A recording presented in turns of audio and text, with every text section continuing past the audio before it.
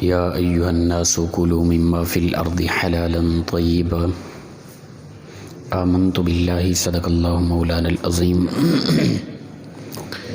معزز و مکرم سامعین، کروڑا بار شکر ہے اس پروردگار عالم کا کہ جس نے آج کی صبح ہمیں پھر سے زندگی عطا فرمائی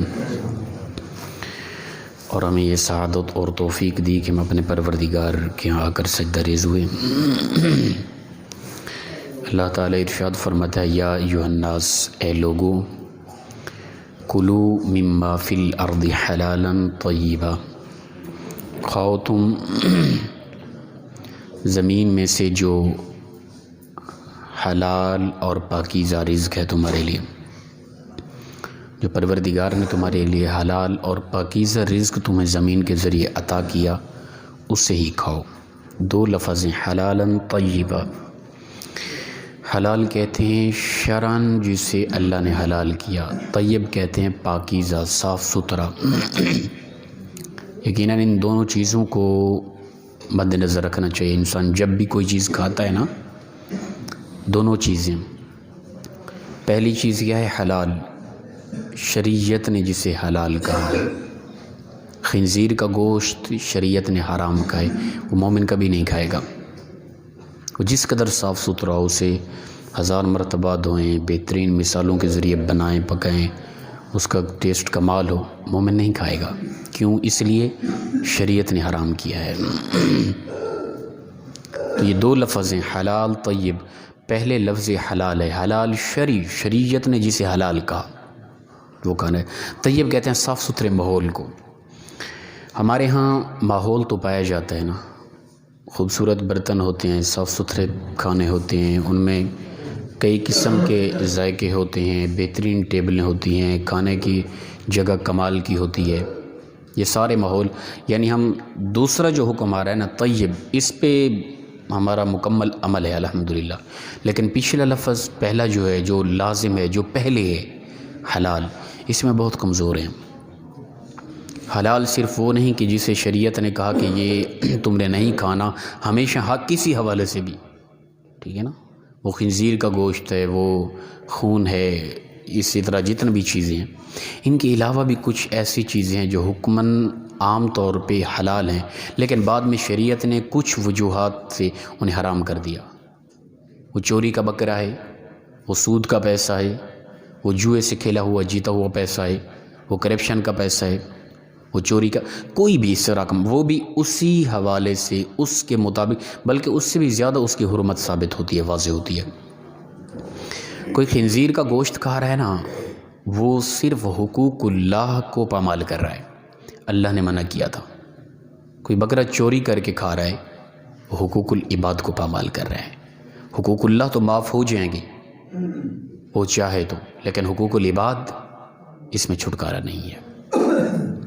ہم اس طرف نہیں دیکھتے، ہم سمجھتے ہیں کہ یہ چیز حلال ہے۔ نہیں بھائی، شریعت نے جس طرح خنزیر کو حرام قرار دیا، اس سے زیادہ حرام چیز، خطرناک چیز میرے لیے اور آپ کے لیے چوری کا بکرا ہے، چوری کا پیسہ ہے، سود کا پیسہ ہے، رشوت کا پیسہ ہے۔ یہ چیزیں خنزیر سے بھی زیادہ حرام ہیں، یاد رکھیں۔ تو لہٰذا اس طرف متوجہ ہوں۔ ظاہری حلال کہتے ہیں کہ باطنی طور پہ جسے شریعت نے جائز قرار دیا، طیب کہتے ہیں ظاہری ماحول۔ اب ظاہراً کھانا پینا اچھا نہ ہو، اس سے مرض لاحق ہوتی ہے، انسان کے جسم پر اثر پڑتا ہے، انسان کا جسم مردہ ہونے کا خطرہ ہے۔ خراب چیزیں ہوں، صاف ستھری نہ ہوں، ٹھیک ہے نا، تو ان سے انسان کے جسم کے مردہ ہونے کا خطرہ ہے۔ اور جو حکماً حلال نہ ہو، شریعت نے جسے کہا ہے کہ یہ کھانا ہے، یہ نہیں کھانا، وہ چاہے جتنا بھی صاف ستھری ہو۔ رشوت کا پیسہ ہے، آپ اس سے جو بھی چیز خرید کر کھا رہے ہیں وہ آپ پہ حرام ہے، وہ جتنا بھی صاف ستھری ہے، جس قدر بھی پاکیزہ اور طیب ہے، حرام ہے آپ لوگوں پہ۔ لیکن ظاہراً وہ صاف ستھری بھی نظر آ رہی ہے، ظاہراً ان کا حکم پاک بھی نظر آ رہا ہے، صاف حلال بھی نظر آ رہی ہے، لیکن حکماً شرعاً وہ حرام ہے۔ اس سے کیا ہوتا ہے؟ انسان کا جسم تو پرورش پاتا ہے، لیکن انسان کی انسانیت مردہ ہوتی ہے۔ جو حکماً شریعت نے جن چیزوں کو حرام کر دیا ہے، حلال نہیں ہے، یعنی چیز طیب پاک نہیں ہے، طیب نہیں ہے، اس سے انسان کا جسم مردہ ہوتا ہے، چیز حلال نہیں، اس سے انسان کی روحانیت مردہ ہوتی ہے۔ اور یاد رکھیں کہ کوئی بھی بندہ بڑا ظاہراً نیک پاک نظر آئے، وہ اپنے کاروبار میں کوئی ہیرا پھیری کرتا ہے، کرپشن کرتا ہے، یا چوری کرتا ہے، یا جوئے کا پیسہ ہے، یعنی اس کے پیٹ میں حرام کا لقمہ جا رہا ہے کسی بھی حوالے سے، اس کے اندر نور ایمان بجھ جائے گا اگر ہے تو۔ یہ یاد رکھیں، وہ بندہ نماز بھی اگر پڑھتا ہے، اس کی نماز میں خلوص نہیں ہوگا، اسے عبادت کا مزہ نہیں آئے گا، اس کی دعاؤں میں وہ چاشنی نہیں ہوگی، ان کی دعاؤں میں وہ مقبولیت نہیں ہوگی، اسے عبادت کا، ایمان کا، مسجد میں آنے کا، قرآن کی تلاوت کا کوئی ذائقہ، کوئی مزہ محسوس نہیں ہوگا۔ اس کی بنیادی وجہ کیا ہے؟ اس کے اندر حلال نہیں ہے۔ تو ہم ہر حوالے سے کوشش کریں، جو ہم کھا رہے ہیں لقمہ، وہ کسی بھی حوالے سے اس میں کوئی ذرات حرام کے تو نہیں ہیں، اس طرف ہم نے متوجہ ہونا ہے۔ تو پروردگار فرماتا ہے یا ایھا الناس، اے لوگو، کلوا مما فی الارض حلالا طیبا، تم زمین میں سے جو تمہیں رزق دیا گیا کھاؤ اس میں سے جو حلال اور طیب ہے تمہارے لیے، ولا تتبعوا خطوات الشیطان، اور شیطان کے قدموں کی پیروی نہ کرو، شیطان کے قدموں پہ چل کے نہ جاؤ۔ یعنی شیطان کی پیروی ہے کہ اگر انسان محض اپنے جسم کی پرورش کے لیے کوئی بھی تمیز نہ کرے، جس طرح بھی مال آ رہے آتا رہے، ٹھیک ہے نا، تو یہ شیطان کی پیروی ہے، یاد رکھیں۔ اس سے انسان کا جسم پرورش پا رہا ہے، انسان کی انسانیت مردہ ہو رہی ہے، انسان شیطان کا چیلا ہے، پھر وہ شیطان کے راستے پر چل رہا ہے۔ اور فرمایا کہ انہ لکم عدو مبین، بے شک وہ تمہارا کھلم کھلا دشمن ہے، شیطان تمہارا کھلم کھلا دشمن ہے۔ وہ تجھے کہے گا یار کرپشن کر لے، کیا ہو جائے گا، اس قدر آمدن ہو رہی ہے، چوری کا موقع مل گیا کر لے، ٹھیک ہے نا، ڈاکے کا موقع مل گیا کر لے، جو بھی ہو سکے وہ تم سے کرانے کی کوشش کرے گا، لیکن تم نے، اللہ فرماتے ہیں، کرنا یہ ہے کہ جو تمہارا رب تمہیں حکم دے رہے اس کے مطابق چلنا ہے۔ اگر تم نے شیطان کی پیروی کر لی، وہ تو تمہارا کھلم کھلا دشمن ہے، وہ تو چاہتا ہے کہ تمہارے اندر انسانیت مردہ ہو جائے، وہ تو چاہتا ہے تمہاری دنیا اور آخرت برباد ہو جائے، وہ تو جہنمی ہے، وہ تو چاہتا ہے تمہیں اپنا دوست بنا کے جہنم میں لے کے جائے۔ تو یہ نفس اور یہ شیطان انسان کو حتی الامکان کوشش کرتے ہیں خراب کرنے کی۔ اور فرمایا کہ انما یأمرکم بالسوء والفحشاء، وہ تو تمہیں حکم دیتے ہیں بے حیائی اور برائی کا، برائی اور بے حیائی کا تمہیں حکم دے گا شیطان۔ وہ کوشش کرے گا، ٹھیک ہے جی، یہ بھی کام کر لے، یہ بھی کام کر لے، یہ بھی کام کر لے، وہ چاہے جس قدر بھی غلیظ قسم کے عمل ہیں، شیطان پوری کوشش کرے گا، نفس بھی اس پہ اکتائے گا، بھی کر لے، کیا ہو جائے گا، موج مستیاں کر لے چند ایک دن میں، پھر ہم خرمست ہو جاتے ہیں، پتہ ہی نہیں ہوتا۔ اکثر ہمارے گناہوں کی وجہ ہوتی ہے ہمارا اندر پاک نہیں ہوتا، حرام کا لقمہ اندر گیا، اس نے نور ایمان کو بجھا دیا، انسان اسلام سے کوسوں دور چلا جاتا ہے، انسان کا اندر بالکل بیمار ہو جاتا ہے، انسان تھک جاتا ہے اندر میں۔ جو انسان ہر حوالے سے کوشش کرتا ہے بھی میرے اندر حلال کا لقمہ جائے، اس کی زندگی اطمینان سکون میں ہوتی ہے، اسے عبادت میں، نماز میں، اللہ کے ذکر میں جینے میں سرور آتا ہے۔ یہ بنیادی وجہ ہے، یاد رکھیں۔ ہمارے حالات آج کل اس قدر گزر رہے ہیں کہ بس انسان پریشان ہے اسلامی حوالے سے، اس کی بنیادی وجہ یہ ہے کہ ہم نے حلال اور حرام میں تمیز کرنا چھوڑ دی ہے، اس طرف ہم متوجہ ہوں۔ تو پروردگار فرماتے ہیں کہ شیطان تمہیں حکم دے گا برائی اور بے حیائی کا، وَأَن تَقُولُوا عَلَى اللَّهِ مَا لَا تَعْلَمُونَ، وہ تمہیں کہے گا کہ اللہ پر وہ کہو جو تم جانتے بھی نہیں ہو، ایسی ایسی باتیں کر جاؤ اللہ پر، اور ہم کر جاتے ہیں، پتہ ہی نہیں ہوتا، شرعی مسائل کا دخل دے دیتے ہیں، دور تک اسلام کے ساتھ، وہ مسلمان تو ہیں، دور تک احکام کا پتہ نہیں ہوتا، مسائل میں الجھ رہے ہوتے ہیں۔ وہ کیا ہوتا ہے؟ ذاتی انا ہوتی ہے، ذاتی بغض ہوتا ہے، اپنی طبیعت نہیں مان رہی، دوسرے پہ اٹیک کر دینا ہے، اس میں مجھے کوئی فائدہ ہو یا نہ ہو، کرنا ہے بس اٹیک۔ اپنی طبیعت میں ایک سنجیدگی پیدا کریں، اپنی ذات کو ہر حوالے سے اہمیت دینے والا بندہ 101% غلط ہوتا ہے۔ میں یہاں پہ بیٹھا ہوں نا، میں کہوں کہ میری ہر تحقیق 100% ٹھیک ہے، پھر میں 100% غلط ہوں، یاد رکھیں۔ کم از کم میں 1-2% یہ گنجائش رکھوں کہ ممکنہ صورت یار میری تحقیق غلط ہو، اپنی ذات کو غلطی کے حوالے سے 1% گنجائش ضرور رکھوں۔ وہ کسی بزرگ نے فرمایا تھا نا، کسی نے پوچھا کہ کوئی نصیحت کر دے، وہ نام میرے ذہن میں نہیں ہے، تو اپنے بچے کو، اولاد کو، بیٹے کو تربیت کرتے ہوئے فرمایا بیٹا نہ کبھی خدا بننے کی کوشش کرنا، نہ کبھی نبی بننے کی کوشش کرنا۔ بیٹا تڑپ گیا، وہ وقت کے ولی تھے، بڑے لوگ تھے اسلامی حوالے سے، بیٹا تڑپ گیا کہ ابا جان خدا بننے کی اور نبی بننے کی مجھے کچھ سمجھ نہیں آ رہی، یہ کیسی بات کر دیا آپ نے، یہ کون سی نصیحت ہے؟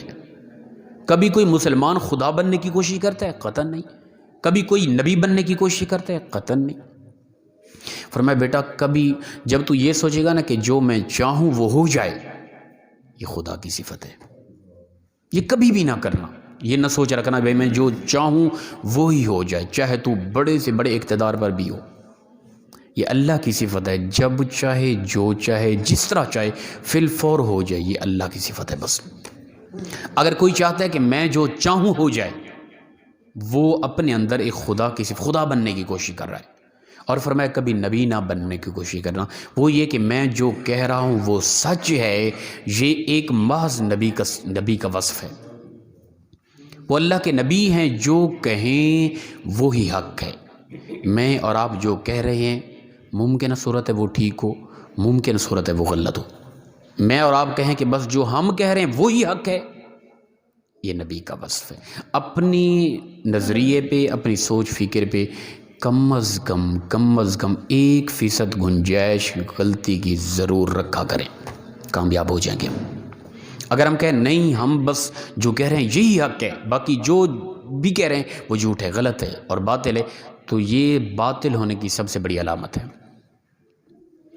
ہمارے ہاں تو عوام الناس میں کئی لوگ بیٹھ جاتے ہیں، ڈٹ جاتے ہیں، نہیں جی بس ہم نے جو کہہ دیا یہ ہونا ہے، یا جو ہم کہہ رہے ہیں بس یہی حق ہے، یہ خدا اور نبی بننے کی کوشش کر رہے ہیں۔ تو فرمایا کہ ایسی باتیں ان تقولوا علی اللہ ما لا تعلمون، شیطان تو تمہیں کہے گا کہ تم کہو اللہ پر ایسی باتیں جو تم جانتے تک نہیں ہو۔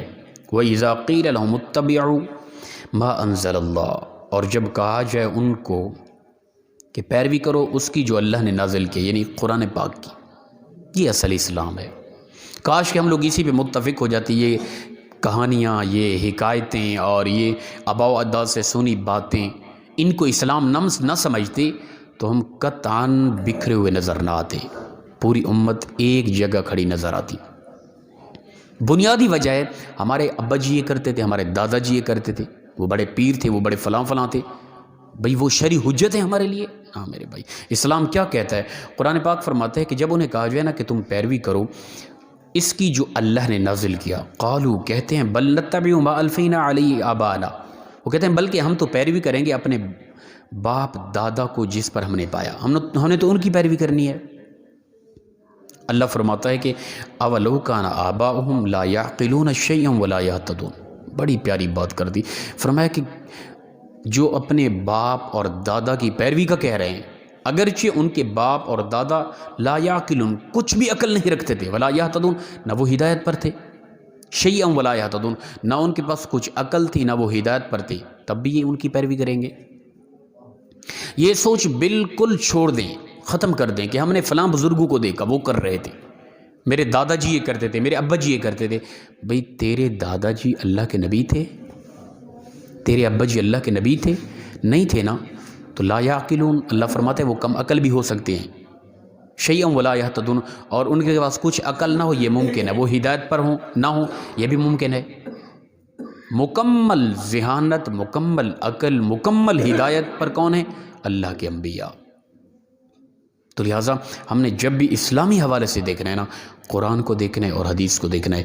میرا باپ، میرا دادا، میرا پردادا شرعی حجت نہیں ہے میرے لیے، یاد رکھیے، وہ ایک الگ چیز ہے۔ دنیاوی رسومات کے حوالے سے میں ان کی پیروی کروں، شرعی حوالے سے مجھ پر میرے باپ دادا کی پیروی قطعاً لازم نہیں ہے، نہ وہ میرے لیے شرعی حجت ہے۔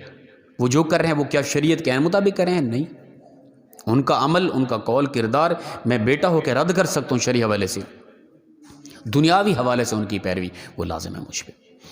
تو پروردگار فرماتے ہیں کہ ایسے لوگ جب انہیں کہا جائے پیروی کرو اس کی جو اللہ نے نازل کیا، کہتے ہیں کہ ہم تو اتباع کریں گے، ہم تو چلیں گے اس پر جس پر ہم نے اپنے باپ دادا کو پایا۔ یہ زمانہ جاہلیت کے لوگوں کا طریقہ تھا جو ہمارے اندر تھوڑا تھوڑا اکثر پایا جاتا ہے۔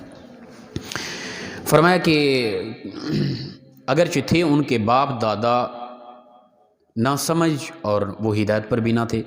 وَمَثَلُ الَّذِينَ كَفَرُوا كَمَثَلِ الَّذِي يَنْعِقُ بِمَا لَا يَسْمَعُ إِلَّا دُعَاءً وَنِدَاءً۔ فرمایا کہ مثال ان لوگوں کی جو کافر ہیں، جیسا کہ مثال اس شخص کی ہے کہ جو پکارتا ہے اس کو کہ جو نہ سنتے ہیں سوائے اس کے چیخنے اور پکارنے کے، ٹھیک ہے نا۔ کافروں کو سمجھانا، جن کے دل پتھر ہو گئے، جن کے دلوں پر مہریں لگ گئی نا، ان کو سمجھانا ایسا ہے کہ جس طرح کوئی کسی پتھر کو، دیوار کو آواز دے رہا ہے، ٹھیک ہے نا۔ اب کوئی اس دیوار کے ساتھ بولتا رہے، محض اس کا بولنا ہے، چیخنا چلانا ہے، آواز دینا ہے، دیوار کب سن رہی ہے؟ یہ مثال دی گئی ان کافروں کے لیے جو کہتے تھے نہیں ہم صرف اپنے آباء و اجداد کی طرف متوجہ رہیں گے، جو وہ کر کے گئے وہ ہمارے لیے شرعی حجت ہے۔ اللہ فرماتا ہے ایسا نہیں، یہ کافروں کا طریقہ تھا۔ اللہ اکبر۔ فرمایا صم بکم عمی فہم لا یعقلون، یہ بہرے ہیں، گونگے ہیں، اندھے ہیں، بس وہ عقل نہیں رکھتے، ٹھیک ہے نا۔ ایسے کافر لوگ جن کو تم سمجھا رہے ہو، جن کے دل پتھر ہو چکے ہیں، یہ بہرے گونگے اندھے ہیں، عقل نہیں ان کے پاس، حالانکہ وہ سن بھی رہے ہیں، سمجھ بھی رہے ہیں، دیکھ بھی رہے ہیں۔ پروردگار فرماتا ہے جو اسلام سے دور ہے، دین سے دور ہے، میرے نبی کی بات کو نہیں سمجھ رہا، نہیں مان رہا، وہ اس کا ظاہری دیکھنا، بولنا، چالنا یہ ختم ہے، غلط ہے، وہ بہرا ہے، گنگا ہے، وہ مردہ ہے، وہ زندہ ایک لاش ہے۔ اصل زندگی انسان کی روحانیت کی ہے، اندر کی ہے، ایمان کی ہے۔ اگر انسان کا جسم تو زندہ ہے، مثال کے طور پہ ابو لہب چل رہا تھا، کھا رہا تھا، پی رہا تھا، سانس چل رہی تھی، سارا نظام بول چل سب کچھ، پروردگار نے فرمایا یہ مردہ ہے، ٹھیک ہے نا۔ زندگی اور موت کا تصور ہمارے ہاں جو ہے نا وہ غلط ہے۔ ہم سمجھتے ہیں کہ جسم تڑپ تڑپ کے جب ٹھنڈا ہو گیا نا اسے دفن کر دیا وہ انسان مردہ ہو گیا۔ حقیقی موت کس چیز کو اللہ نے فرمایا یہ ابو جہل چل رہا ہے، پھر رہا ہے، دیکھ رہا ہے، سن رہا ہے، آپ کے ساتھ بول رہا ہے، آپ کو جواب دے رہا ہے، یہ مردہ ہے۔ کیوں؟ اس لیے یہ آپ کے احکام سے دور ہے، آپ کی نہیں مان رہا۔ ادھر دوسری طرف دیکھیں حضرت امیر حمزہ رضی اللہ تعالیٰ میدان احد کے اندر ان کے جسم کے ٹکڑے کر دیے گئے، ہر ایک عضو کو الگ کر دیا، ظاہراً جسم تڑپ تڑپ کے ٹھنڈا ہو گیا، سانس رک گئی، نہ حضرت امیر حمزہ رضی اللہ تعالیٰ بول رہے ہیں، نہ کھا رہے ہیں، نہ پی رہے ہیں، نہ چل رہے ہیں، نہ لین دین، نہ معاملہ، جسم ٹھنڈا ساکت ہو گیا، ختم ہو گیا۔ پروردگار نے فرمایا جو امیر حمزہ کو مردہ گمان کرے گا کافر ہو جائے گا۔ یہ ہے اصل زندگی، اللہ کے نبی سے کے معاملات سے تعلق، اللہ کے نبی کی محبت، اللہ کے نبی کی پیروی۔ اللہ فرماتے دراصل یہ زندگی ہے، میرے نبی سے دوری، میرے نبی کے احکام سے دوری، یہ دراصل موت ہے۔ تو لہٰذا زندگی اور موت کا تصور ہمارے ہاں اور ہے، اللہ کے ہاں اور ہے۔ ہم نے اس وقت دیکھنا ہے کہ ہم کس قدر زندہ ہیں، کس قدر مردہ ہیں۔ میری اور آپ کی زندگی کس قدر اللہ کے نبی کے احکام کے مطابق ہے اور کس قدر اللہ کے نبی سے ہم دور ہیں۔ پھر اس سے ہم اندازہ لگا لیں گے کہ کس قدر ہماری حقیقت زندہ ہے، کس قدر ہماری حقیقت مردہ ہے۔ فرمایا یا ایھا الذین آمنوا، اے ایمان والو، کلوا من طیبات ما رزقناکم، کھاؤ پاکیزہ رزق میں سے جو تمہیں اللہ نے دیا، واشکروا للہ، اور اس کا شکر کرو، ان کنتم ایاہ تعبدون، اگر تم ہو خاص اس کی عبادت کرنے والے، اگر اس کے بندے ہو، اس کو مانتے ہو، اس کی عبادت کرتے ہو، اسے معبود مانتے ہو، تو پھر حرام کیوں کھاتے ہو؟ حلال کھاؤ نا۔ اگر تم دعویٰ کرتے ہو کہ ہم اس کے بندے ہیں، وہ ہمارا معبود ہے، پھر حلال کھاؤ۔ حلال رزق جب انسان کھائے گا نا اسے ایمان کی حلاوت محسوس ہو جائے گی۔ اگر میں اور آپ چاہتے ہیں دنیا میں امن ہو، سکون ہو، راحت ہو، عیش و عشرت ہو، موجی ہوں، قبر موت بھی آرام اور سکون میں ایک تحفے کے طور پہ ہے، قبر میں بھی آرام و سکون میں رہیں، محشر میں بھی سکون سے رہیں، چند لمحے میں وہ 50,000 سال کا دن گزر جائے، اور جنت میں بھی اللہ کے نبی کا قرب حاصل ہو، ہم اپنے اندر حلال کا لقمہ لے کے جائیں، حرام سے بچیں، ہمیں اسلام کی حلاوت محسوس ہو جائے گی۔ پروردگار مخلصاً انداز میں ہم سب کو عمل کی توفیق عطا فرمائے۔ وآخر دعوانا ان الحمد للہ رب العالمین۔